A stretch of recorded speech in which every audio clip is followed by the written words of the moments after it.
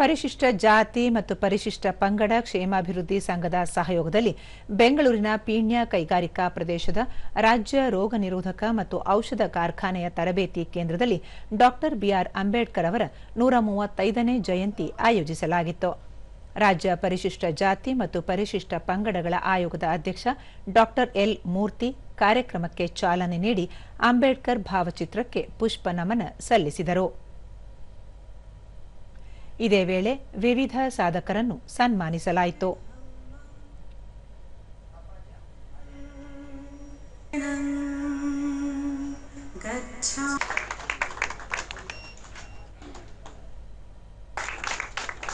ಈ ವೇಳೆ ಪರಿಶಿಷ್ಟ ಜಾತಿ ಪಂಗಡಗಳ ಸರ್ಕಾರಿ ನೌಕರರ ಒಕ್ಕೂಟದ ಅಧ್ಯಕ್ಷ ಶಿವಶಂಕರ್, ರಾಜ್ಯ ರೋಗ ನಿರೋಧಕ ಮತ್ತು ಔಷಧ ಸಂಸ್ಥೆಯ ವ್ಯವಸ್ಥಾಪಕ ಶೈಲೇಶ್ ಮತ್ತಿತರರು ಉಪಸ್ಥಿತರಿದ್ದರು.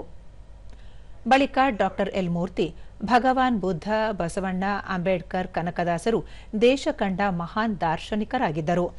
ಅವರ ಚಿಂತನೆಗಳನ್ನು ಇಂದಿನ ಯುವ ಪೀಳಿಗೆಯ ಜನರು ಅಳವಡಿಸಿಕೊಳ್ಳಬೇಕಾಗಿದೆ ಎಂದರು.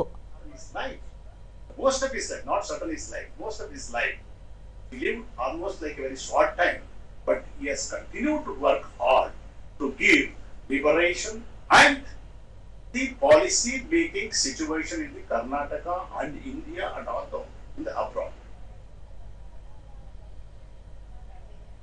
ಉಪ ಔಷಧ ನಿಯಂತ್ರಕ ಕೆಂಪಯ್ಯ ಸುರೇಶ್, ಸಮಾನತೆಯ ಕನಸು ಕಂಡ ಅಂಬೇಡ್ಕರ್ ವಿದೇಶಗಳಲ್ಲಿಯೂ ಹೆಚ್ಚಿನ ಮನ್ನಣೆ ಪಡೆದಿದ್ದರು.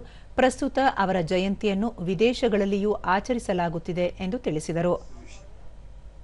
ಇದು ಬೇಸಿಕ್ ಯಾಕೆ ಹೇಳ್ತಾ ಇದ್ದೀನಿ ಅಂದ್ರೆ, ನಮಗೆಲ್ಲ ಇದು ಅಷ್ಟು ನಾವು ಸ್ಟೂಡೆಂಟ್ಸ್ ಇದ್ದಾಗ ಅಷ್ಟಿರಲಿಲ್ಲ. ನೀವು ನಿಮ್ಮ ಮಕ್ಕಳು, ನಿಮ್ಮ family members should know. Even women empowerment there are lot of regulations. ಈಗ ರೀಸೆಂಟ್ ಆಗಿ one day leave they have announced.